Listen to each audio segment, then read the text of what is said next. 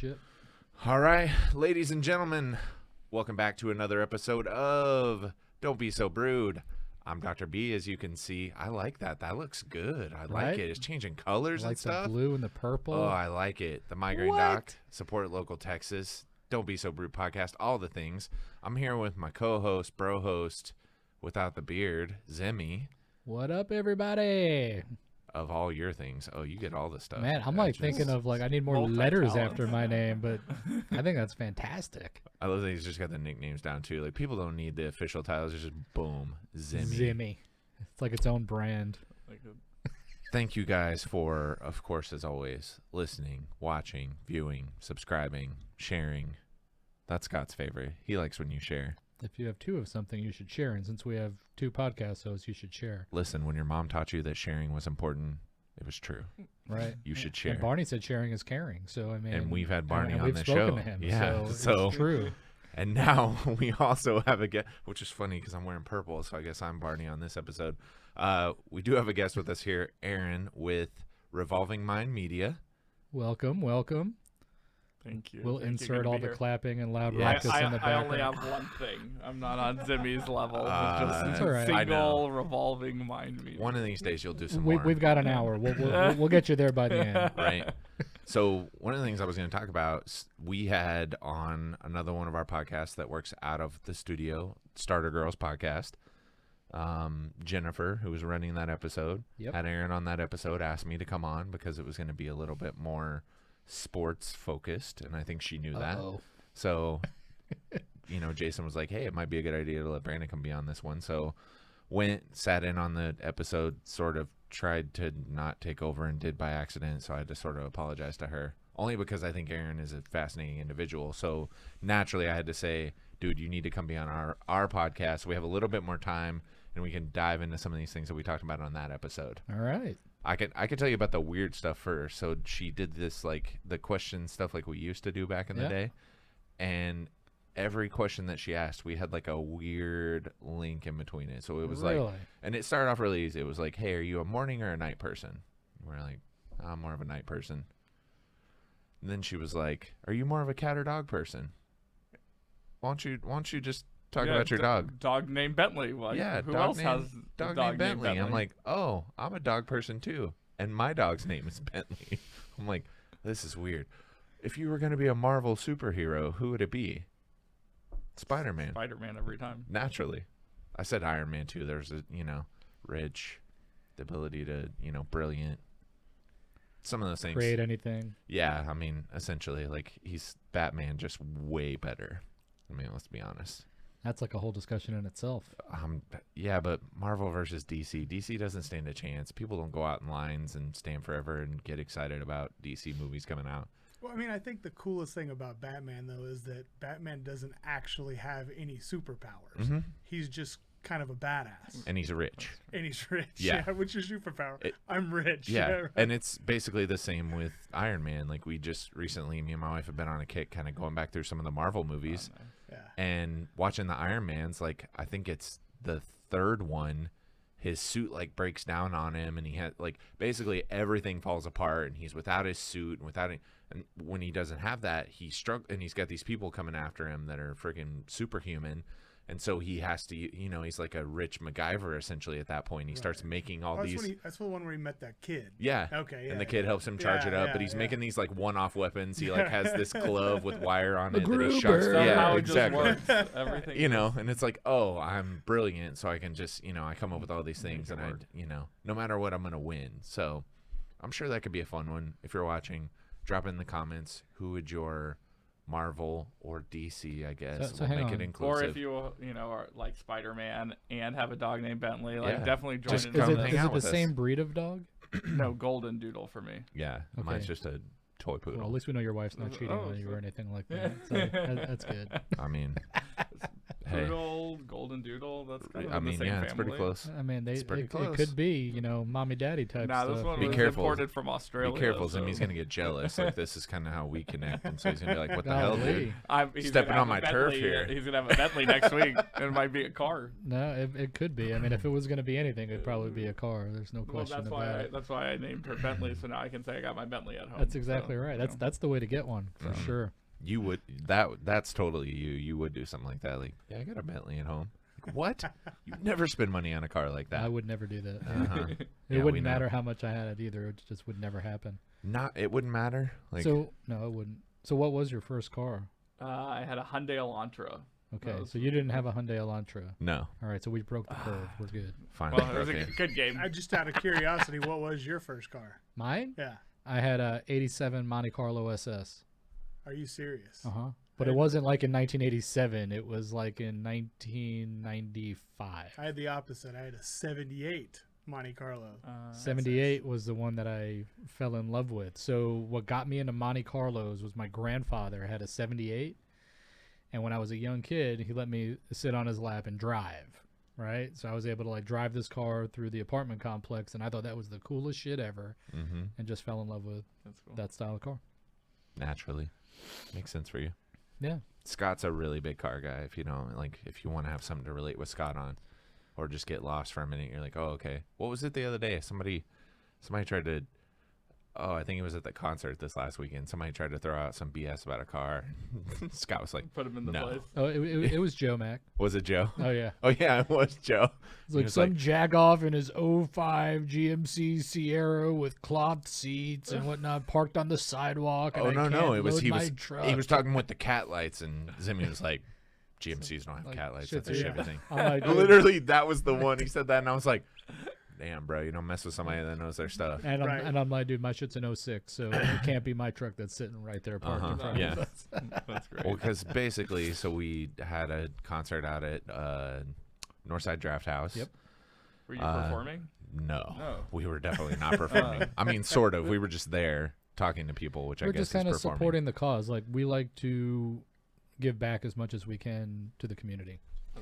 And we started Support Local Texas to actually do it. So you hear Support Local all the time, right? Yeah, for sure. There's no like organization called Support Local There is no. till right now. So what we're doing is we're going out and trying to bring awareness to small and local businesses that need help or are struggling or just starting, and with all the crap that's gone on, there's a lot out there Oh, that for need sure. the I help. would say 75% of my business clients are small business. So Yeah.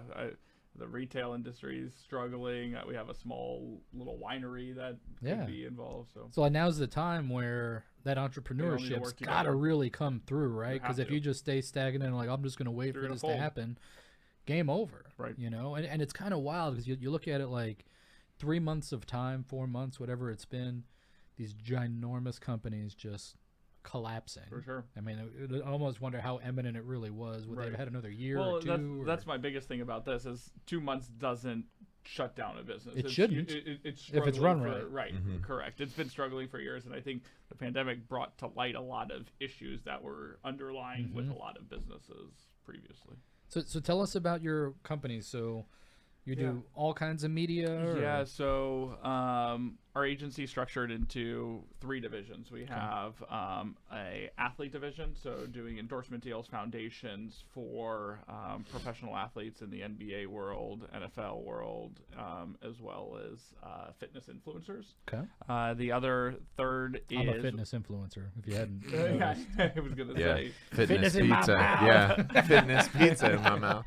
The other half is working with businesses and brands. So naturally, we're able to do a lot of unique cross marketing of working with star power celebrities. Okay. Mixed with our business and brand side, we have everything from SEO, SEM, PR, social media management, videography, really anything to Right. put a digital presence for businesses. And our third division is an investment division. So we just opened up Revolving Mind Investments. And we just started investing into small to medium-sized businesses to help get them to where they are Very or cool. need to go. So That's badass. on the He's a horizon, local Gary V. Kind of like Entourage. we do a little bit of everything. I was a former I was formerly the youngest NFL agent, slightly pivoted into the marketing division. No So that's kind of where I started. And at the end of the day, I was tired of babysitting, and I wanted to help grow their brand off the field and put more money in their pocket. So that's kind of where we're at right now. We're going to be opening up a 4th division, which will be doing events to educate athletes about life beyond football. Okay. So we're kind of bringing everything of our agency to one. We're It's like transitioning them to civilian life. Yeah, for sure. Back to yeah, it, right? showing them, what else is out there, whether it's, franchising, whether it's helping them with disability and life insurance, financial advisor, real estate, really anything. To help them, whether it's a job afterwards or it's an investment for their portfolio now. So it's going to kind of bring 2 of those divisions together. And I had previously done these events at my old agency that I was at for 6 years before I launched Revolving Mind Media. And we bring 20 athletes to network with 8 businesses over a long weekend. And it's really helping build those relationships while enjoying a Las Vegas, Miami, Cancun, wherever our location is. That's awesome, man. I too have a small business and would absolutely love for you to put money back into my pocket in any way you can. That'd be fantastic. Awesome. Sounds great. I'd love to learn more. Well, if you need any help setting up events, Chris is Blue pretty Circle much Media, the end-all be-all. they're I'm telling you, he's pretty well known around here too on some of the stuff that he does. And Saturday was like small stuff, nothing super huge, but smaller stuff. Yeah. Can you make a TV float in a pool or anything like that? That's kind of funny. Yeah, we sure can. Funny you bring that up. Funny that you bring that up. Yes, I can. No, I think that's interesting. 5 of your closest enemies, and we can make the TV float in the pool. No problem. I've always talked to my dad about this. My dad played at Oklahoma State and has had some friends that played in the NFL, and he had the opportunity and didn't. And we always talked about, being in the healthcare field, like there needs to be, for the NFL, there needs to be some sort of deconditioning program for these players as they're coming out of this. Like, depending on what position you're doing and what you're doing, some of these guys might be fine and they might be like a DeMarcus Ware and stay in great shape after and take care of themselves. But some of these guys, it's like you're like, hey, I need you to be eating this much food and you're doing this, and you're not necessarily training yourself functionally. You're training yourself for a specific job that you're trying to do. Right. And so there needs to be some sort of way that's like, hey, we're going to get you back to a more sustainable way of eating, a more sustainable way of working out and moving. And again, it's a company that makes tons of money. I'm like, is it really that hard to set up a program that's taking care of these athletes? And then on top of that, having some sort of protocol again that you're taking people through for CTE issues and all these things. Like, what does that look like, and how do you help these players so that it's not one of those things of like, hey, thanks for taking care of of us and being a star athlete and somebody who did this and made this machine run, and then we're going to throw that part out, we'll just plug in a new one. And it's a serious issue. I mean, I just spoke about the career transition that a lot of these guys have been playing since they were 5-7 years old, and their whole body workout regimen was all focused on being the best offensive lineman there was, or there is. So the career transition's hard. The body, taking care of yourself it's a severe transition, because you're not getting the cardio and the, it's a completely different workout. It's like you get hit by a truck. Right. Basically, Seriously. And all day. the NFL Players Association really doesn't help them in a lot of these categories, which is why our Beyond the Game program is so beneficial to these guys. In some capacity, we try and bring out a nutritionist to these events that can work with these guys off the field. We've brought life coaches in the past. There's so many different fields that they're not just going to go Google and try and find the best relationship. They're going to go into their back pocket and who they've met. So who do you know? Essentially, I get it. They're laughing because I was like, did he check his TikTok on that? No. Is that what was going on? Okay. No. I had a message and I went to tap it away and somehow I unlocked it and it went through. I'd like to offer up myself to come out and be a part of any of those events. I'm just saying, I'd love to help out with that stuff. So, tell a little bit about your story. So I know that was something you kind of just mentioned, kind of passing by, of like, I was the youngest, NFL agent, no big deal. How do you get into that? Like, is that? So I played sports growing up, topped out around 9th grade, knew I wanted to be on a football field.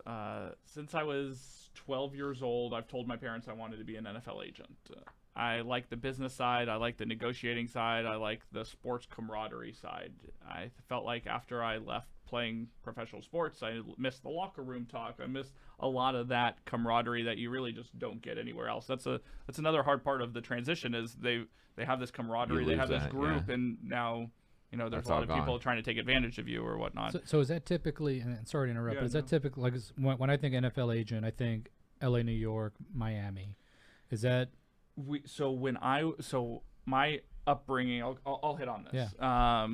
So I said I was going to be a sports agent. I went to the University of Texas in Austin to major in sports management. I really stayed the course the entire time, never wavered from my major. Going into my sophomore year, I was awarded, got an internship with the second largest NFL agency in the Southwest. So it was based here in Dallas, downtown Dallas.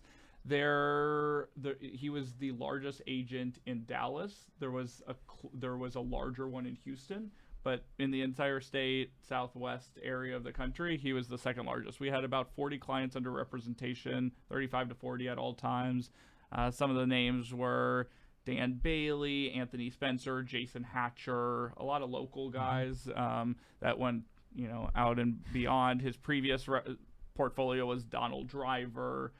He's been in the game for a long time, and he's been an agent for about 30 years. So I built a lot of relationships through him. I was an unpaid intern for 2 years while a sports management major.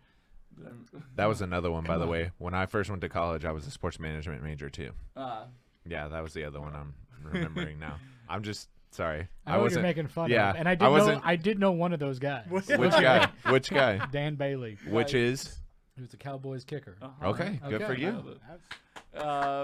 And so I was literally looking at our producer Chloe, and I was know like, exactly you were what talking to him, and I was looking over at him, and I was like, he I go, no Chloe, he doesn't know shit about any of those guys. So you were talking to him, and he's like, yeah, which I get it. When I don't know shit about shit in a situation too, I do the same thing. I'm just like, just smile and nod and agree. We're gonna stay in agreement here. They all sound very important. Yep. Yeah. If I ran into them in an Some good elevator, Dallas I would know who Right. they were. There's some Dallas guys. And there's probably some names that you might know that he works with. I mean, you're a Cowboys hater. I mean, it's. I'm not a hater. Sure. Who's We'll pull up some clips real quick if we can, just to plug these into any past episodes. Right? I growing up, didn't have much football in my life. I did not play in high school. I didn't even realize college football was a thing until I got to college. And where was college? So I was in college in upstate New York. Okay. And it wasn't even a college that had football. I had a roommate that was from Syracuse. Got it. And he was like hardcore Orangeman, and I'm like, this dude's nuts. For sure. And they got me 'Cause down we there. all We are. went to the Dome, and we got to see Donovan McNabb play. It was his senior Awesome. year at the One of time, the which was best, really yeah. freaking cool, And I was like, okay, cool. Like, that was interesting. And then my only other real experience with it was when I moved to Texas. And I moved to Austin. Which is a culture. In Oh my itself. God. Yeah, I Lake moved to Travis Austin. area. Oh yeah. Yeah, I Football's was a up in, religion here. Are you I was kidding like me? 620 in Palmer up there. It was just slightly north Austin. Yeah. And oh my God, Saturday, like if you weren't wearing burnt orange, you just stuck out like a For sore sure. thumb, like Yep. all over town. And then Friday night lights for the high schools. Oh my Well, yeah, that's what the gosh. weekends consist of. Crazy. Friday night high school, Saturday Saturday college, college, Sunday NFL. Yeah. 100%. Monday, Monday NFL and then again. Thursday. Yep. Right. Exactly. It's really And funny. we're about to have some amazing scheduling with this NBA season. Oh, I bet. Oh. That's the other thing I wanted So to. I had all this. So I grew up in New York City. Never went to a Giants game. Never went to a Jets game. Came out here. The cost of tickets is just so high. I'm like, I put a media room in my house so I could watch this Bring it stuff on. and I could go to the bathroom and drink my own beer and Yep. do what I I want when I agree to want, that. right? Mhm. And a friend of mine, like, it was like 2.5 years ago, invites me to a Cowboys game. They won tickets. He's like, do you want to go? I'm like, yeah, fuck it. Let's go. Let's give it a shot. So I went, and it was cool. And then my second game ever, my wife won tickets to the Super Bowl this last I year. was about to say. I was going to Wow. mention to Yeah. you. By the That way, is the the- guy over here that's like, I don't give a shit Oh about my- sports. So Won here's the tickets to kicker. the Super Yeah, Bowl. that's Here's wild. the kicker. So it was her first football game, Oh my and it was God. my second. That is unbelievable. And it was It was Patrick cool. What Mahomes' a first game. Super It Bowl really win. was. First of probably Unbelievable. many. That's awesome. Yeah. That's Literally. That's like my football That's right. background. Literally, I got Jason and I roped could in. not believe it. Our other person on here, we're like, "Are you like we talk about sports. We do overtime where we'll watch football games when that stuff is on. All this stuff, and Scott's just there, like, yeah, just kind of throwing shit in every once in a while. And we're like, oh, the guy that gives zero shits about football. I enjoy watching. Like, so I started playing fantasy ball. My brother and I got into a league together, and my brother plays like 8 leagues. I'm like, we'll just do this one together. It'll be enough. It made it more interesting because I could watch the game, and you're pulling for someone or whatever. And you focus more on your depth chart and who plays for who. Exactly. Aside from that, I like to see it when the underdog pulls off the upset. I do. Yeah, I agree. Like the Giants and the Patriots in that Super Bowl, and they like wrecked their season, and it was just even sweeter that it was New York. The catch, off of another guy's helmet. It was a prayer. Are you freaking kidding me? Yeah, Tyree. Plexico Burress wrecking them all game. They didn't have an answer for him. But that catch, oh my gosh. Like, what are the chances? So it's like, what was it, like 4th and it was crazy. It just throws up a prayer. This game's over. Oh, it's not over. Wild. So I got a quick question. Kind of going to bring us back to the whole players and making sure how they transition after sports and everything like that. So I'm a huge Ballers fan.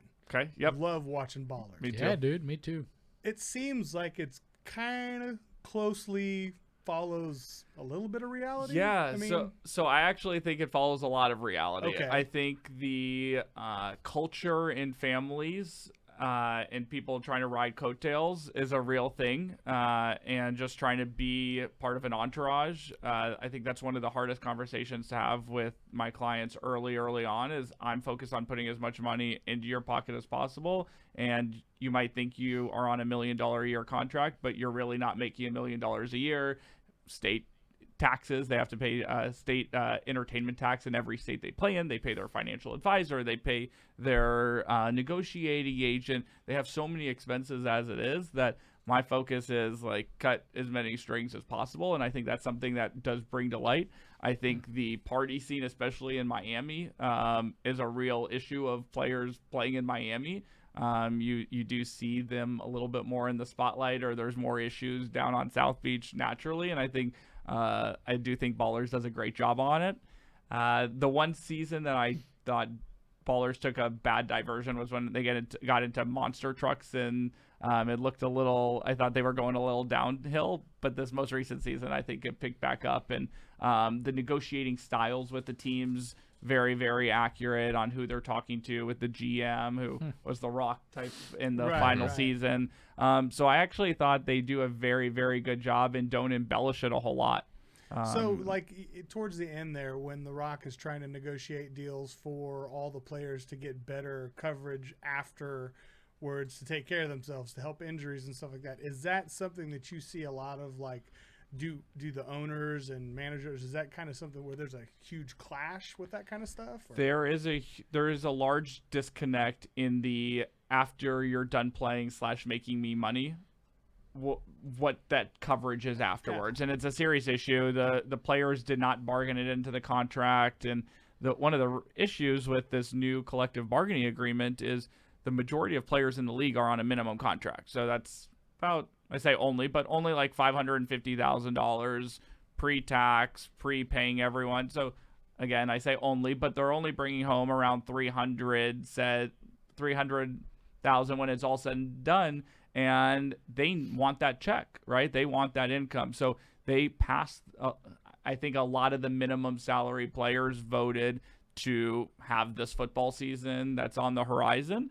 And there were a lot of things that didn't protect the players after they're playing, but they're 22. They're focused on now. They're not focused on what the coverage is on life insurance after they're playing. They just want to be on the football field, the majority of them, and that's why that got passed. Well, yeah, because they said basically we're adding in more games, and you're gonna play more, but you'll get paid more, right? Was just basically the main thing that was with that was like, hey, we're expanding the season. This is what it's gonna look like. You're going to have to play more, but we're going to pay you more, right? Was essentially the like, oh, okay, we'll do it. That was the sell. Yeah. That was the sell. So in the coverage that, like, for rookies, for example, they have this rookie symposium, and it's more to say that they protect these players than really help them. They don't say, hey, here are 3 certified financial advisors who are, check all the boxes. They don't go that extra mile. They just say, we are here for you. Here's our portfolio. Stay away from, these substances. It doesn't take them across that next step on like implementation. So it's like a regular company. Yeah, for like, sure. We provide the benefits. It's up to you to take advantage of them and to use them. Very, very similar. And they're not vested to make that happen. And if you don't have the right team around, so that's why I enjoy bringing someone that provides long-term disability insurance in the off sense. Like when I first got into the industry, one of my very, very first clients was Devontae Holloman. He was a 6th-round pick from the Dallas Cowboys, out of South Carolina. This was in 2013. So 6th-round picks. They're at the tail end of the roster. There's 53, 55 guys on a roster. The 6th, 7th rounders make up probably 45 through 55 on the roster, to kind of put it into perspective. So he was bottom tier of the roster, but played with Clowney growing up and played with a lot of star players in South Carolina from high school to college. Well, he came into the league, and he asked me, what do I need to do to be successful? To be successful. There I don't know why that was such a tongue twister. Listen, it's been a long day. He would come to Rotary events with me just to network. And this is a 6'4" big guy that played for the Cowboys, was going to Plano Rotary events with me. Don't get a big head. Don't get a big head. If only you were playing middle linebacker. I think I could have. Believe me, I will still hold on to that till the day I die. Your time's not over yet. And so it's not, but I ain't going back to that. So he was Are you backing kidding me? up. All it takes is one time getting hit, and I'm like, nah, that shit ain't worth it. I'm out. Done. Mommy. Yeah. So going back to Devontae, he was 6th-round pick, backup. By the end of his first year, there was an injury to the starting linebacker. I think it was Bruce Carter. He got the starting gig, had 13 tackles in the last game of the season against the Eagles. So he's riding the wave. He's slotted going into 2014 to be the starting middle linebacker for the Dallas Cowboys as a 6th-round pick, like on his high horse. We did all these events, got disability insurance, protected himself long-term. Second preseason game, goes on special teams to make a tackle, and has a neck injury, and the doctor says if you have surgery, you still have a 95% chance to not play, and you're going to have serious issues, or you just walk away now and you don't have to worry about it. This guy, he's 22 years old, just moved to Dallas. He was forced to retire, and it was that huge culture shock, but he had the foundational pieces lined up. He had 4 job offers shortly after retiring, one being from Steve Spurrier with South Carolina at the time. The others were from businesses in the area that he networked with. And he always wanted to be around the game, took it to the next level. But he's one of my best friends. He's standing up with me at my wedding. We've built this major bond, but he is my example that I give to all young players, that you might think you got it going on and you might be riding this high horse off of a good past year, but he needed to protect himself and his family for beyond the game. Now he's coaching high school at his former 5A high school in South Carolina. Eventually, I think he'll be an assistant coach in the league and slowly work his way up. Way up to a head coach, maybe. That would be. So it's kind of like Tyson says, right?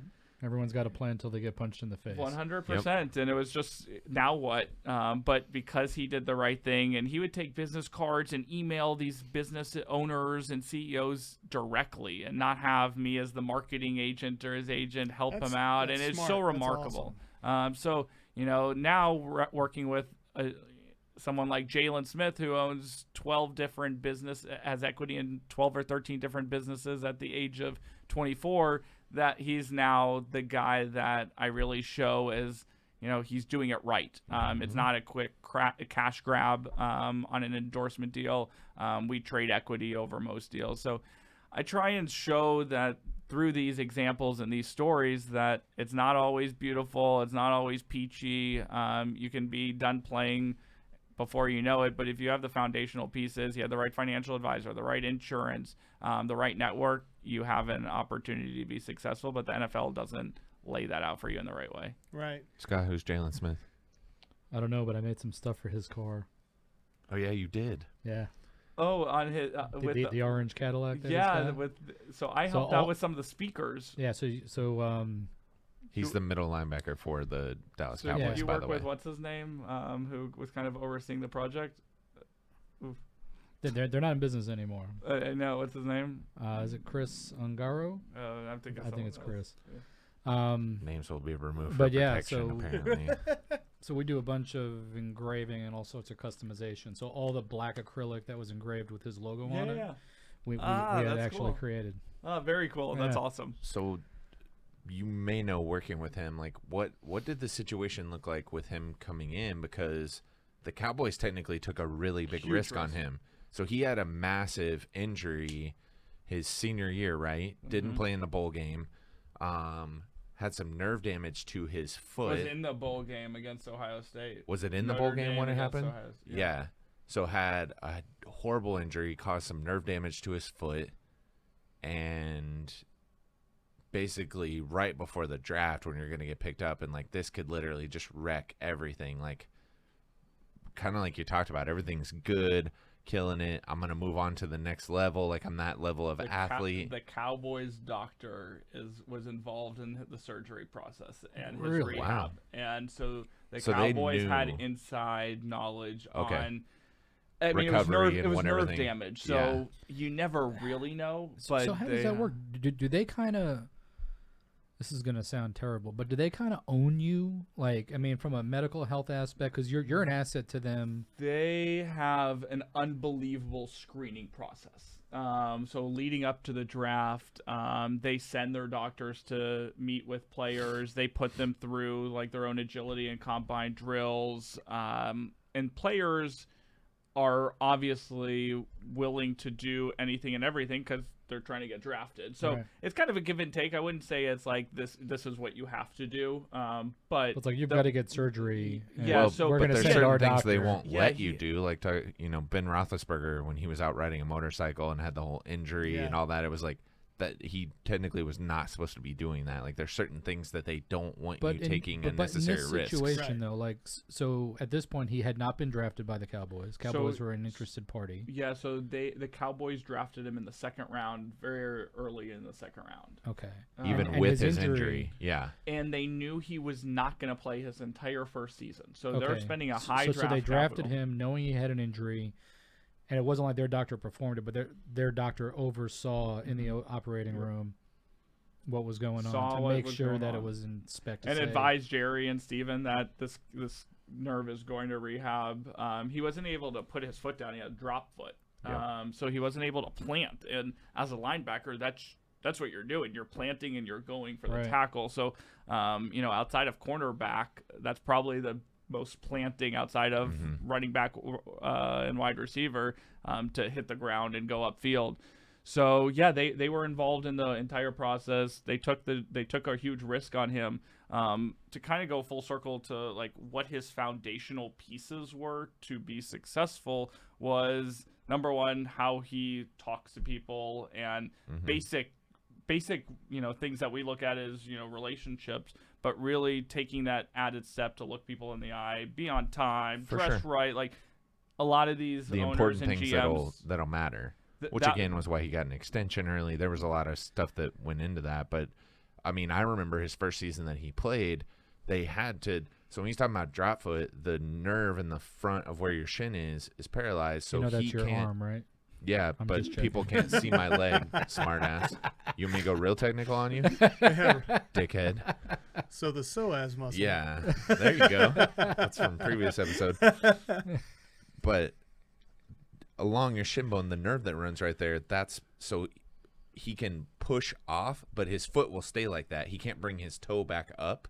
So if he's running, he can but he can't bring his toe back up to move like you normally would. So it would be like your toes dragging across the floor. You can but it won't. So they literally had to, his first season that he played, they had like a brace in a way that they taped him to essentially just have his foot up like that so it wouldn't get in the way and he could kind of push off against that brace, but it would essentially hold his foot in that position, and he was still a beast. So somebody that's still working through that and doing that that's wrecking amazing, it. Yeah.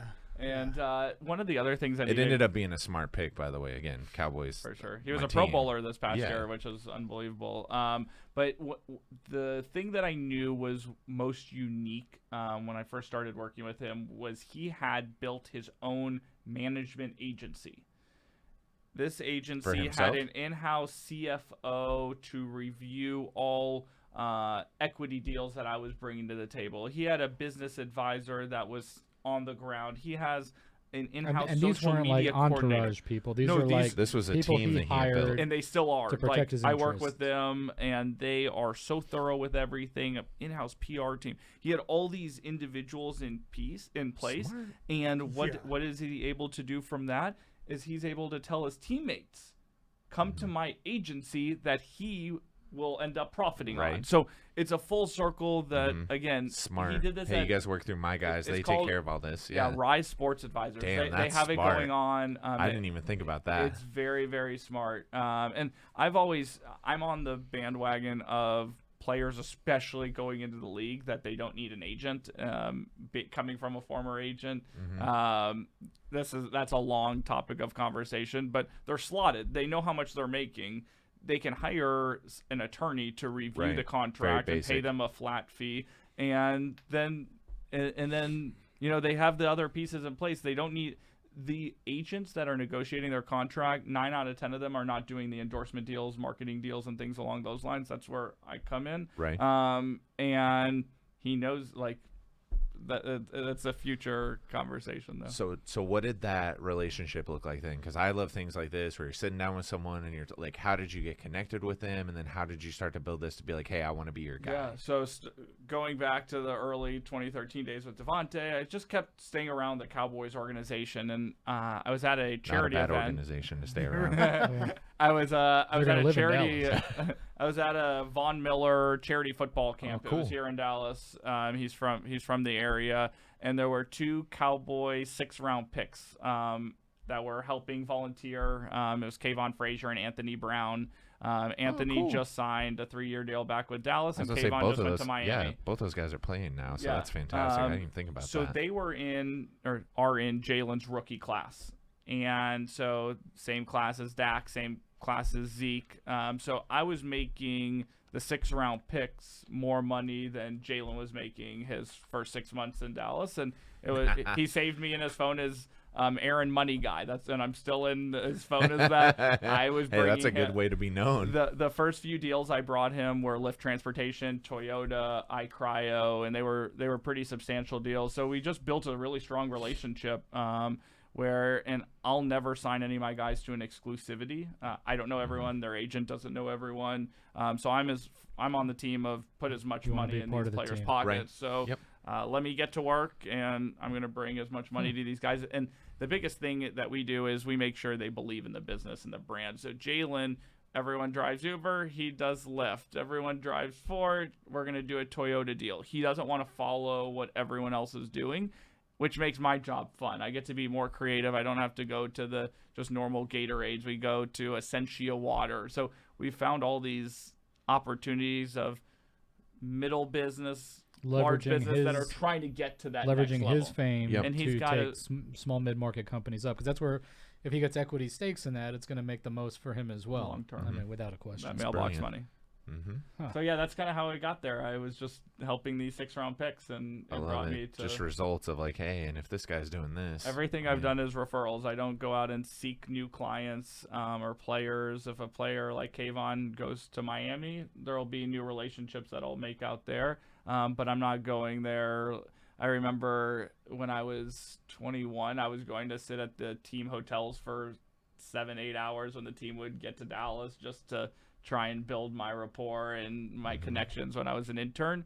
And then now I'm just relationships and referrals. Like people will mention, and then it's like, yep, because of that, it starts to kind of. And I don't charge for the players. I'm not taking monthly retainers. I just take a percentage of all the endorsement deals. So it's not a risk to work. It's just which makes sense too, because I'm it's like I'm making commission. money off of whatever I'm making you. So it's like if I don't make you anything, then it's really no concern. So it's not a sell, right? It's an easy conversation. Let me put more money in your pocket. So when you say these guys like coming in, most of them wouldn't need an agent.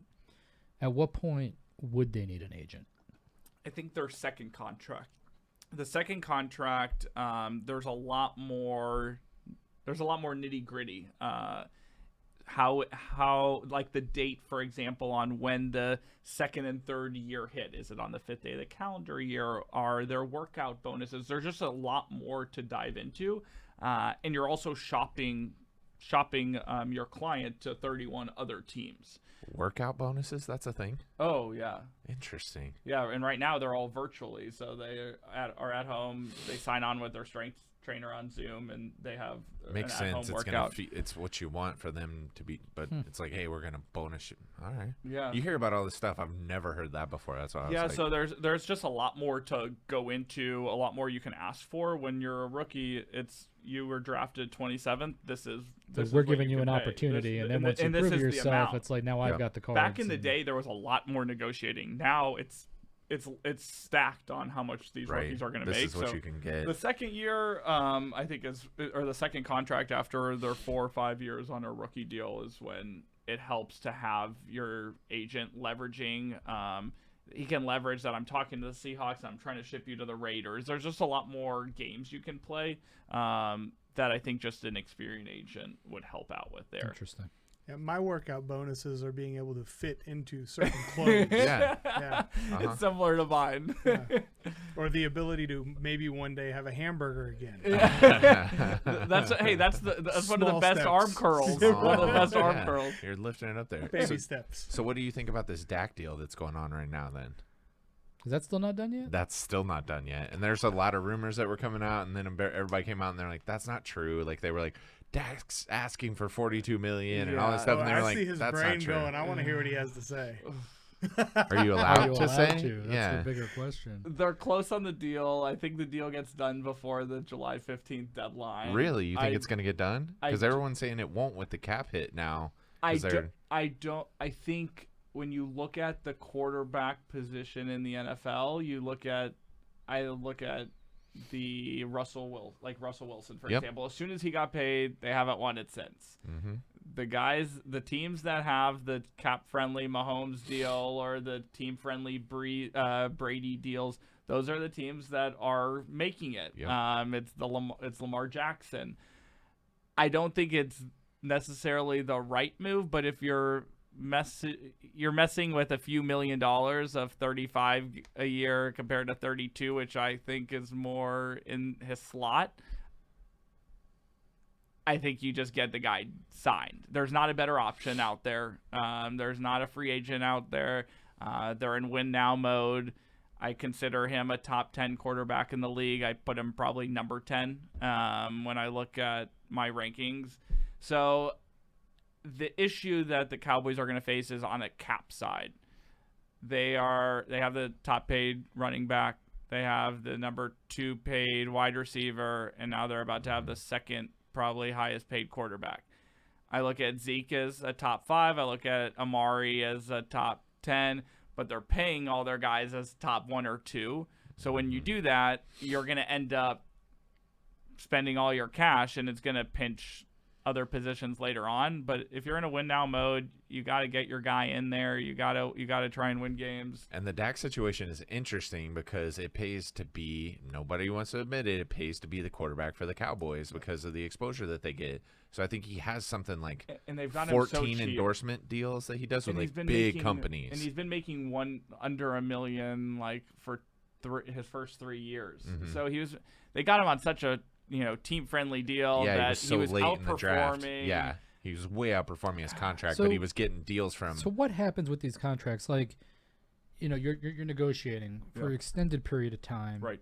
They finally get a deal. Like, even with Zeke, is there just like bad taste in the mouth after that? It's like, I got my money, but I'm really not happy with how they treated me through this whole process. Does that exist, or is it just non-event? They know their job. They go to work. It exists until the deal gets done, and then they realize they're getting over. In this deal, it's over $2 million a game. Yeah. It's over $2 million a game. Like, it sets in, and like, it's DeMarcus Lawrence, right? He wanted his $100 million. He was upset. He got upset. Well, he got paid, and he's happy. One of the most interesting things about the NFL deals in comparison to the NBA deals is they're not guaranteed. So, I think the best example of a contract to look at is Tony Romo. And you know him. Yeah, I've heard of him. I love it. He's like, and you know him, don't worry. Notorious. So he signed a 6-year, $120 million deal, 20 a year, but it was $60 million guaranteed. So in the headlines, it's and how Tony does that Romo, guarantee? Is that like the first 60? No matter or what is you're it- getting. So in at. this deal, it was 20 a year, so Okay. it's guaranteed for the first 3 years until he hits that 60 million, and then the Cowboys could have let him go, which they ended up doing, Right. and they didn't owe him the other 60 million. So the NFL world is a lot of these fake contracts. It's Tony Romo 120 million. He wasn't worth 120 million. It's similar to this Zack deal that's going to end up happening. It's going to end up being about 3 years guaranteed at 35 million a year. It'll be about 105 to 110 million guaranteed. But the storyline is going to be 5-year, 180 million, 170 million. It's going to be exemplified, but when you peel back the curtains, it's it's a not kind what of it thing is. You look if- at the details, If which they're it isn't going to performing and matter. killing it, they're going to get When paid. and if Mahomes' money not- comes out, everybody's going to be Mahomes like, is what? going to get 50 He's- million a year. You think it's going to be 50? I think it's going to be 50. When The does his contract The highest come up? paid quarterback right now is Russell Wilson at 36 million. He's I thought about to blow it Mahomes up. would get like 42, 43. 45 to Well, 50. when is Mahomes' contract up? It's He's getting got ready to one more happen. year. They're gonna, One more year? Yeah. He's got one more They year, think they're but they're going trying to to do it jump now. early. And Yeah, they're Mahomes- going to what is jump Mahomes, early. 22? Yeah. Yeah. And couldn't play. I clearly did something wrong Yeah. in my life. I know. And no. But, dude, Couldn't that- play. Was horrible at Texas Tech. No one liked him. I get it. And he so wasn't many teams drafted. passed on him. Yeah. Like the Bears had a chance to pick the him up. Browns, who still can't. I mean, Yeah. No, And, even if the uh, Browns grabbed him, they would have wrecked him. They just can't For get it sure. together. But the Bears was the funny one because, Trubisky. yeah, they literally were like, oh, we're going to take this guy instead. I mean, it's the people that passed on Deshaun Watson, Lamar Jackson, like Even- thinking that even you Tom need. Brady went late. You just I mean, need Oh, a Tom Brady was, yeah. 6th round. Oh, yeah. And you're talking about a guy that's. That's what I'm hoping my 6th round guy. But if Tom turn Brady into hadn't been a be. 6th-round Right, guy, Tom right, Brady wouldn't be yeah. Tom Brady probably. It might not be, but I mean, one of the things I saw with Mahomes all year, because I mean, I was watching Kansas City. I mean, how could you not? Right. But the guy, like his drive, like he didn't want to lose, and it didn't really matter. Right. Like who wasn't Doesn't going matter to when lose? he turned it on either. Like every freaking game, like Yeah. it was just like they were behind, and then it was just Well, that like was the game we were someone pissed recording. him off, Yeah. you know. Bing! That was the game we were recording a podcast. Oh It my was the God, game they were against the getting Titans when they were getting up Oh. like 28-0 Yeah. or whatever it was, and we were Yeah. like, That's 28-0, over. yeah. we're turning this off. Let's record And the then they score podcast. 5 in a row. And I literally check in while we're on there, and I'm like, You're guys, never you're not gonna- going to be able to guess the score right now. And they're like, what? And it was like 31-28 or something. They took the lead before half in 8 minutes. They scored 30 whatever points, and you're like, are you kidding? And again, Even the Tyreek Super Bowl, Hill. man. I mean, they were behind. Like Yeah. it was not looking good, It was and then it was over, just yeah, like 4th quarter. He's something else. He really is. and they're going to continue to keep being able to do Oh. that with the players that they have. But the issue Young is, are you going to be able to keep people when, around when, him? when he takes up a third of the cap. Yeah, 50 mil is like, damn. yeah. But look, he's taking up a third of the cap, but he's doing maybe a little Yeah. more than a third of the work. I mean, when shit got going, I mean, he throws himself Yeah, I mean, into their it. defense was he's- sus- Well, and you he know, was injured suspect. too, Yeah. and was able to still come back and still be able to perform that well. Right.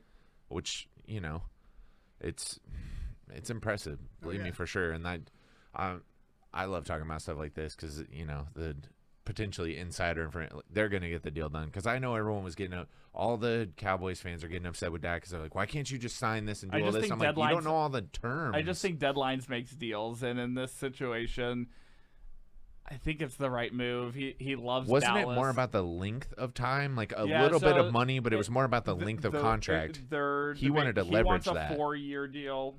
Cowboys want a 5-year deal. He wants the next opportunity with a new TV deal after 4 Because he years. wants to leverage that of, hey, if I Cowboys- do well, I can get another contract on Right, top of right. that. And then I'm still way under 30. Yeah. Which I love that you talked about. I don't know. Hmm. This has hit me again because you talk about guaranteed money. You want to talk about the biggest, in my opinion, one of the biggest busts on guaranteed money was Sam Bradford. Oh my God. That guy had highway the- robbery. That guy had like a contract that was like, hey, I got this with some. so many different teams too. Yeah. Jamarcus Russell is another. And tons of stuff. Oh, Jamarcus Russell. Wasn't he like first round, second? He was the first pick for the Raiders. For the Raiders. out of and was LSU. could throw the football like 70 yards from his knees from the end zone. But couldn't put down the hamburger. Yeah, but got wasn't getting his workout bonuses. We'll say that. Literally from his knees down on the goal line, could literally from that could throw a football 70 yards. Ridiculous. Everyone was like, oh, everyone was so hyped on him, and all the guys that know their stuff were like, guys, you got to be careful. We just don't. And it biggest flop. But Bradford was one of those that went around to these teams, never really did anything, and made shit tons of money just off of the deals. Well, I think that one of the best deals, one of the best positions in all of sports is the backup quarterback. Oh yeah, the average salary is $3 or $4 million a year, and you very rarely have to go in the game. Ladies and gentlemen, I'm 6'4", unless someone gets hurt. Yeah, 250 pounds. I could throw a football. Just sign me up. I'll do it. He's putting his stats out there. I'm not that smart. Do I need to put that on the screen right now? Yes, please. I just want to see him cry when he gets sacked. He could play left out. That's exactly right. Hey, damn it! It's in my genetics. I should have done it. It's one of those things that no matter what, the older I get, I'll still hold on to. I'll be like, yeah, I could have done it. But would you have wanted to? Well, don't ask me that question. I just said I could have. You got to know too. You're a big guy. Oh yeah. Come on. There's a little. You even said a while ago. You're like, damn, I got the wrong thing. It's like a little bit. Is like, if I could have done that for like a little bit and been like this, been smart. Just a little bit. Yeah. A little bit. Yeah. Just a little. No, but through all this, man, I really do hope you get your 6th-round GOAT someday. Thank you. I'd love to look back and go, hey, we talked with him, and he was his agent, man. Thank you. Yep. Anthony Brown just signed for $15 million. That was a huge 6th-round signing of mine. And he's got back back with the been Cowboys. doing really well for us. Yeah. He's been doing super well. He's all right. Well, and he's no QB like Tom Brady. We could talk about the fact that, I mean, you're working with somebody pretty big in the NBA. I mean, Kawhi Leonard. I don't know if anyone's going to know that name in here. Listen, no assumptions at this point with you. I mean, I know the name. I mean, don't ask me what team he plays for. I mean, you could confuse a lot of people because he kind of traveled around there for a little bit. Because was he on Houston at one point or no? No, close. He was close. San Antonio. Oh, man, it's state of Texas. Yeah. Good. I'm doing all right here. He was with San Antonio. He's a freak. Just a little farther south. I mean, it's a big state, you know. Southwest. I think he has the largest hands of any human being. The claw. You watch that guy hold a basketball. His hand wraps around the basketball. Like his hands are ridiculous. It's okay. So I gotta say this. He's not an athlete by any means or any stretch of the imagination. But I got to meet Tony Robbins one time. Yeah, banana hands. I shook his hand and I was like, "Good night, man." His fingers went up to here, and I was like, "The man's a giant." Yeah. He's an alien. Yeah, right. Sure. Yep. It's like shaking hands with my dad if you ever get to meet him. Huge hands. My dad wears a size 15 wedding ring. That's not a ring. That's a napkin. I know. Exactly. I held that's a 235/75/15. I held his tire. Right I held his ring when him and my stepmom got married, and I think I was standing like this. I was in my pocket. It's like, what in the world? Give me that ring, boy. And I can't pick it up. I'm like, I'm falling over here. Help me out. Can somebody hold me up? Like, what Super Bowl did you win? No, so I bring up Kawhi Leonard because we talked about this on the last one. Like, he, again, is, I think, another one of those. It's like doing what no one does. Like, he signed a shoe deal with New Balance, the dad shoe, and was like, I'm going to sign a deal with New Balance. I'm like, who the hell does a shoe deal with New Balance when you're in the NBA? Look at how many people, wear New Balance that watch football. And he actually got basketball, but it's okay. Basketball, football, all of them did. And he got equity in New Balance with a hole. Sports. Sports ball. Thank you, Chloe. I have a friend of mine, Matt Slatter, and he probably don't watch this. Sports ball. He always, anytime we talk about this, he's just like, really, guys, we can't talk about something else. Like, I have nothing to contribute to this conversation. This is probably the most opportune time for him during Corona, right? He's probably loved conversations. Right. Well, everyone talks about on closed beaches. Everyone talked about they're like, if this has taught me anything, it's that when Kawhi is done, we're never going to hear anything from him again because he's not on social media. He doesn't do any of this other. So when nothing's going on, nobody knows what's going on with him. He's silent. He's a quiet guy. It's about to be wild, though. So is that a strategy for some of these guys? Does some of them just really stay off social? No, that's not normal. Okay. He is one of just a reserve. Usually you can leverage that. You're like, I've got this many. So with him, it's just not his thing. He's a quiet guy. He doesn't like press conferences, but his name carries so much weight overseas he is the best and all around all the time. country. And So when he was able to negotiate equity in New Balance as a whole over doing a Nike Adidas opportunity, he ran with the opportunity. So New Balance uses his likeness and image for ads coming from their page. So sometimes you'll see Kawhi on social, but it's not his personal page promoting it. But no, it's just that's his style. He'll do commercials and different things along those lines, which is kind of my focus right now on the right types of partnerships through a few different verticals. But these are massive deals. The opportunity in the NBA world for endorsement deals, they're just so much more visible, recognizable without a helmet. So I've enjoyed recently over the past year or so moving into the basketball market. Has been a cool journey. Did you dip into the golf arena at all? So the only avenue I've done with golf is working with a sports training goods company that has a golf glove. It's a weighted training glove to help increase hand strength, arm strength, dexterity. I can hook you up with them. I don't know if it's something that could be a benefit for your business, but they're a small Dallas-based business that has now sold to about 90 countries worldwide, and they developed a golf glove. So then when you take off the gloves, your swing is lighter and more natural and free motion. But it started as a basketball glove to increase hand strength, arm strength, dexterity. Interesting. So what do you think about the basketball setup? It's coming back. back. I'm so excited. It's about to not stop. Yeah. So the schedule starts. July 31st. They get out there. The first week or 2 weeks of August is the last 8 games of the season. Yeah. And then it goes weird. nonstop till we're just October. Gonna warm you up, basically, let you play games to kind of get warmed up. And then, it's full blown. I think the last game of the finals could be October 12th. And then training camp is November. Right. So that's and then during football. Kicking off in December again the next to be. season. And they're saying now sports arenas will be able to have 50% of the. That's what Governor Abbott said the other day. So I mean, it's funny because I saw in the news today that what was it, World Health Organization or CDC? Now they're saying this stuff isn't as asymptomatic spread as they thought it was. It can't actually spread asymptomatically. They're like, it's not actually how it spreads. It's like the biggest hoax ever, man. Who? That's right. It was them again. I'm hopeful they're back. I have a flight booked for the first game in the new LA stadium, Game 1, Cowboys Rams. So I'm hopeful there's going to be. I'm hopeful there's going to be SoFi Stadium up and running. That's what I'm hoping too. September. What do you think the Clippers' chances are? Surely you got to be pulling for the Clippers. Are you pulling? I think they're a top 3 team.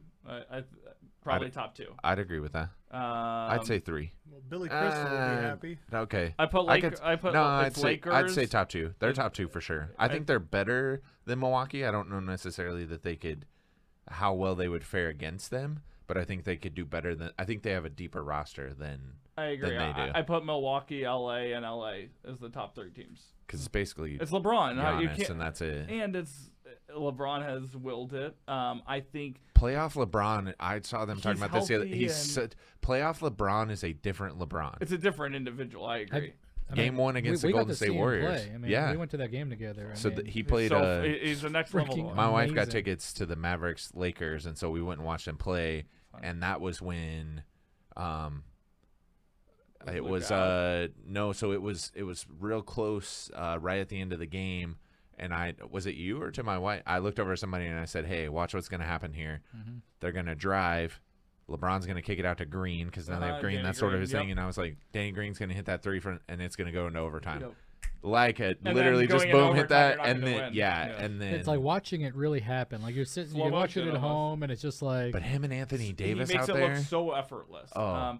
The thing that I think the Clippers have that the others don't, even though everyone's rested, is they have a full bench that is stronger than anyone else. And that's where Golden State honestly used to get you. Golden State, while Steph Curry, they had Iguodala coming off. Yeah, the bench. they had Iguodala. They had man, I'm trying to think of something. They had 3 or 4. Livingston. Jordan Bell Yeah. was clutch in the playoffs. This Livingston is pretty cool. was another you'll guy. have everybody pretty much coming off full health. Everyone's healthy. Luka was struggling with health. Like, he's back. Kawhi was struggling with health. It's going to be like the best of everyone. Everyone's trying to figure out if Durant will step in. Like I heard that he's not. That's what he said, but I'm like, dude, why not? They're number What do you have to 7 in the lose? East. They have, it would be so fun. Him and Kyrie coming in, if Kyrie's healthy and it's the two, like even it would just be another Bradley Beal. Like, the Wizards are. It would just be another one that you could step in and be like, man, that could get interesting. I think Portland could be interesting just because. Dame Lillard. Yeah. If he decides to go off in a game, you're in trouble. If he's like, oh, I'm gonna drop 70 points tonight, it's like, well, what the hell are we supposed to do about that? Can't stop that guy. I mean, no, I agree. It's gonna be sports. Your buddy's about to be looking for some new conversations during sports ball. Is that what you said? Sports ball. Yeah, sports ball for sure. Oh yeah, I'm gonna be all over this stuff. I can't wait for sports to be back. That's the UFC having stuff. I think everybody will settle down and stop like just being crazy. For sure, Once we have sports brings us together. So does anybody do any MLB stuff? Baseball? No, nothing. Man, I used to like. I mean, because aren't they negotiating between? Last I heard, it was either 89 games or 114. The most recent proposal was 76. 76. They're it's a messed up negotiation. They were telling the highest paid salary guys of like the Mike Trouts that they can only bring in 25% of their salary, like rather than it being prorated. It should be prorated. Like that's a no-brainer. I think most individuals the say. Crowd thing is the biggest thing that they're worried about. That's Dana White White again from the UFC. Yeah, it's like you can't. The reason these sports won't do anything is because they can't bring in that money, and that's what would crush them. And so it's like almost makes more sense for us to not do anything than to do something. I think there's ways to do it. I think they get their networks up, TV deals, and there's not going to be as much on regular broadcast television, and you're going to have to pay to watch, and they'll make more money. Start doing something cool though. Get creative. Like that's the problem. MLB has not gotten creative. MLB has technically shot themselves in the foot. Basketball. Their social media strategy is that they have the rights to everything and you can't share any of their stuff. So their stuff doesn't get spread around on social media, so they're not doing anything to appeal to a younger audience. Correct. So all these guys that are famous and the best players potentially ever in Major League Baseball, personality. They have no personality, and you don't know them. You have no clue who they are because MLB messed up their He's the best in the game, and nobody knows anything about I had no idea. Gary Vee started talking about this being into sports, and he was talking about their approach and what they're doing with their social media, and I had no idea. And I'm like, well, that makes sense. You don't ever see weird highlights of baseball and stuff like that going around because you can't, because they won't let it go. They're starting to. They're starting to realize really good at it. NBA's really good. You could take clips and all this stuff, and there's the but dunks. I feel like NBA was dying there for a long while. I mean, at least for me, it did. Like, I didn't really follow it. It just never seemed like there was much relevant going on. I mean, football is just like in command. During what time, though? During what time is when you're saying this? Because you got to realize. Like 7-8 years ago, it just seemed like outside of NCAA they were doing Final Four, it was quiet. So I actually it's interesting. So I started working with a company by the name of Fansure, and the focus is it's pretty much insurance for tickets. But the basis of the company was there were so many, and still are during the regular season, there's so many players that are taking rest days and just not playing. Well, that's heavily affecting people that are paying to go see a LeBron. Yep. And LeBron's your boy Kawhi is known for that. Yeah, Kawhi is very much known for it. So the company, and I've actually spoken about Kawhi being the face of this business, or ironically enough, is that you just pay an extra like $20, $30 for this ticket insurance, and you choose a player in said game that you're going to see. Which is true. That's why you want to go. If that said player doesn't play, they fully refund your tickets. So you could almost hedge yourself that you're going to see LeBron, you're going to see Kawhi, you're going to see. That's why you want to go. That's what you're there for. It wouldn't work in football. No. It would work if a concert gets canceled, but for basketball, it was actually started because of people were frustrated by so many players resting. And that you're paying so much money to go see. Because they have too many damn games. 82 games is they have too many. I think coronavirus might affect it and show that they don't need this. Yeah, I would hope that they would ship. Like, you just don't need that many games, and that's the thing. Is I swear it's like over. Same thing with they baseball. have a couple months, and then it's like boom, they're right back to it. So it'll be There's less no layoff. games, higher cost to go play because their salaries aren't going to go down. Yeah. Now that might actually work. Yeah. I mean, listen, I'm all for it. Again, I'm pulling for the Lakers for this playoff that's getting ready to come up. So I think I'm excited. Highlight is about to get really popular again. Yeah. Highlight's awesome. I don't even know what the hell that is. Of course you do. You don't know what highlight is? Highlight? God, do So you there's know? there's this big scoopy arm looking thing and the ball and you throw it and there's like 4 guys on it. Yeah. That's like a real game? It's a real Yes. game. No shit. That's not like the thing for like through the dogs, right? Yeah, you It's the could. same kind of stick, right? We used to have it. We put the ball in there. Yeah, you put the ball and you'd scoop it and you throw it to each other and you and catch it was like a yes. launcher. I mean, You it know, But I this think thing is go. like an extension of an arm, and it's like a. We should- I'm telling you, We should literally just have an episode where we just name sports. random and shit. See and if see if Scott knows it. It's badminton. I've heard of it. Okay. Haven't played it. Maybe I've attempted, but not Curling, Heard. I've Oh, seen I've the wanted to Olympics. do some curling. right? Oh, for sure. After those 12 Winter ounce Olympics. curling or Well, just that curling? would be curling. I mean, the whole frisbee golf thing. I mean, I just learned about that like 3 years ago. So Spike on, ball. You could on get behind Hulu. that. Yeah, dude. So on Hulu, they just came out, and I'm you can laugh at me all you want, but I watched it because it brought me back to remember when they had the American Gladiators, Yeah. and it was like Blaze and Laser and Yeah. all this kind of stuff. So they now have Extreme Tag. Yes. J.J. Watt and his brothers host the show. Yep. That's cool. And I was watching that, and I was like, and this guy comes on, and he was a Olympic champion beach handball player. Oh my god. I was like, what? Was he jacked and in great shape too? Of course. Yeah, you're like, he oh, won. yeah. Okay, All you have so, to do so is hang play on handball. though. That's what you're thinking about. I'm thinking about when is the last time you've seen a wall at a beach? Right? No, I mean, there's let's no be wall. real. There's no wall. in How do you handball. play handball? It's not okay, against so the it's wall a like net. racquetball? It's a netted sport. What? So No, there's it's like not. these little bitty soccer goals at All each right. end. Dude, it is the. I've That's never just heard of played. it. There is But a wall in handball. So I heard about that because there's a girl that was in CrossFit, which RIP CrossFit. Hopefully it survives. CrossFit champion that's on the show. Yeah, She's Brooke one of My Ince. those- Reebok deal. Brookins, you know. I think they were trying I'm to get trying out to of that. remember with her. I him think for so. a Oh, while. They were Reebok. like, Reebok. we're Reebok out. got so excited Well, so about that they- opportunity to. Oh, yeah. They had Get a outta year-to-year deal right now. So they had a long deal that they were locked in for, and then this last year they had a They were in year-to-year deal negotiations. with them. No, it was year-to-year is what they were doing because they didn't want to be locked in with one brand. They wanted the ability, because Nike came in with some of these athletes like Matt Frazier, who's the most popular, is sponsored by Nike, and some of these other big athletes are. And this last year was the first year you could wear whatever shoes that you wanted. So some of these companies, Noble, were like, we're going to send shoes.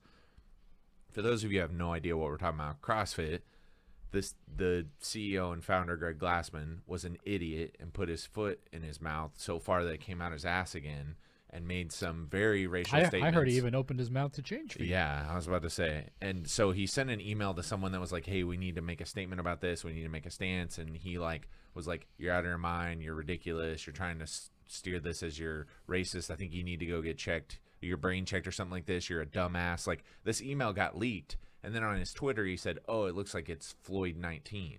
So referencing George Floyd and COVID-19 like a dumbass and being completely disrespectful to what's going on right now. Good night. So what happened was that came out, and you want to talk about shit going ablaze. I think there's been over 1,200 gyms unaffiliated through CrossFit, which they make anywhere from $500 a month to $3,000, I think it is. Maybe it's a year, whatever your affiliate fee is.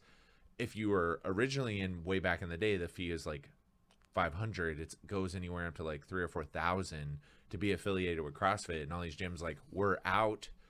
Rogue pulled out, which is like their like the Huge, company that yeah. provides all the stuff for them. That was actually my prediction. I said Rogue needs to come in and say, hey, we're buying this company and we're going to keep all this shit going, because they're the only ones that have built this brand that would be able to support it and people would get behind. All the brands and sponsorships that were with them leaving, Life Aid, Reebok, Rogue, Good night. all the people that were even like, hey, they're like, we're gonna do our obligations that we have for right now, and then we're out. Like, we're not doing this. It's kind of like the same shit that happened with Bikram Yoga, right? I mean, Oh, that guy. He was like, accused of. So basically the way they fixed it was Greg Glassman stepping down. He's retiring, and he's giving the company over to Dave Castro, who's the director of the CrossFit Games, who always runs and sets up all the events and Too makes late. up all the workouts. No, I don't think it will. I think this will fix it, but I don't think you're going to get everyone back. Like, there's people that were like, listen, we're reevaluating where we're at. We're not jumping off because we don't think he represents CrossFit as a whole. We think we're a community of people. We still want to have that. you're clearly an asshole that doesn't represent us anymore. We want you out. And so he kind of made some statements. It's a half-ass statement in my opinion, but he's like, I'm going to retire. You know, I did this all about trying to help people with metabolic disease, Dude. and this is what it's always about. And I'm like, dude, this I got is an your idea. chance to pitch CrossFit I got again. an idea, man. We do a Big Brother. We get Glassman. We get Papa John. We get all these guys that are like jacked Subway. up and shit, right? And we just throw them in a house for 60 days and let's see what the hell. Damn, dude. Yes. Wouldn't that be a With good all Big these people, Brother? yes. That's funny. People would watch to see what happens. Oh, dude, totally. They'd all be screwing You just each throw other. in some random challenge. You make it like Survivor, Naked and Afraid. We could just combine all this stuff. Like The each day is blind gonna be dating something show, different. have you seen Yes. that one? We're just gonna I saw that throw in all the shows into one show with these a-holes and see how they manage and And if we're they going to come lock out them okay. up in a house for 60 days. But since we're talking about CrossFit and stuff, I can't help but bring up Camp Gladiator because I love Camp Gladiator. And the cool thing that they just did is they do it every year. They raise money for underprivileged kids to go to camp. And they just raised $420,000 to put That's kids. awesome. I think I can't remember if they said every $4 is like a day of camp or an hour of camp or something like Cool. that for the kids. And they Man, just used to be able to feed a kid a day for like $1.50, and now Yeah. $4 gets you camp. God, do you remember those That's UNICEF impressive. commercials? UNICEF, Suzanne Summers. Suzanne and all that? This ain't Like, UNICEF, boy. I'm just thinking Joe Dirt. Oh yeah. He's like, nah, man, price is what it is. We ain't UNICEF around here. We're running a business. Okay, is there anything else? I feel like good Lord, this is the sports episode. Everyone's going to be like, 100%. there's some other stuff in there that I think is fascinating. Like, I didn't know a lot of this stuff with sports contracts and workout bonuses. And highlight. I was also going to say, I forgot to mention this earlier. You have to pay a tax for every state that you play a game in. Yeah, you're 'Cause you're effectively working you're- there. Yeah, you're performing in that Damn. state. So that's it's a real sell to Texas and Florida when they're choosing where to play. Is that at least for 8 of the games out of the 16, they're playing in a no state income. And now Las Vegas. I'm Yeah, also and Las Vegas, I'm also that's true. predicting that we're going to get one of the first UFCs that comes back with fans because we're allowing fans here in Texas. So come on, bring a good one here. That's As right. Governor We'll go. Abbott says, "We're Texas, we got this." Is what he says. I mean, for So- real. That was a meme that was going around. It was like all other states need to do this except for Texas because Texas is Texas enough to handle their own shit. So it's literally Texas. like there's never been a truer statement of like, everybody. Well, Texas is going to do their own thing because Texas They're is Texas. Texas. Yeah. No, this was fun. All right, man. If there's any way that you want to, I mean, again, like you said, you're not hurting for anything. But if you want to plug anything or give anybody anywhere to find you, let the people know. We Yeah, got feel lots free. of 6th-round picks watching this podcast. Yeah. Sounds good. Come on, boys. I'll Let's even get your bring guy. the undrafted free agents over. Yeah, my website is revolvingmindmedia.com. Social media is at AaronZack21. That might be a good podcast idea. We can have like the 6th round podcast or something like that. You bring those guys on. Hey, that could be Yeah. interesting. There's a story to tell. Scotty, it's All to right. you. What you It's got? to me. No jokes today. Very serious.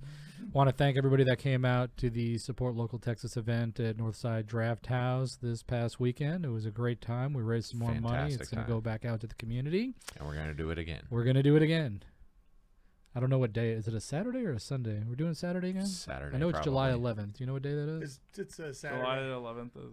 Man, I really want to do that Sunday, but it's going to be Saturdays. Yep, it's gonna be on Saturdays. Saturday. So It'll be July great. 11th, we're going to get a. The good news is where we're at. If we go back to Northside Draft House, we're in the shade. No, luckily, we're 'cause going Saturday. back. We're going. Northside Draft House did us right. Food, I 100%. thought the food was great. Yep. The beer Dude, that specials pizza were was fantastic. fantastic.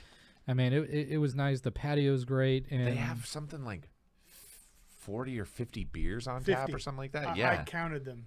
I literally went up there's like there's 1, 2, it's there 50. was Wow. there was a menu. Scott on the had wall a next to it cider. with I a mean, it was number. fantastic. Yeah, I didn't even realize it was a cider. It Nice. was like a cider beer. But July 11th will be the Dixon. next show. We are targeting maybe to do a little bit of a festival out there in October. Yep. So we're going to start kind of planning along that path as well. Support local festival. That's right. That It's could coming. be a good time. Guys, when we can have It an will be a event, good we're having time. a damn event. We're It's gonna going to be fantastic. Throw down, hoe down. Love it. All right. I'm That's Dr. it. Brandon Brown, and I approve this message.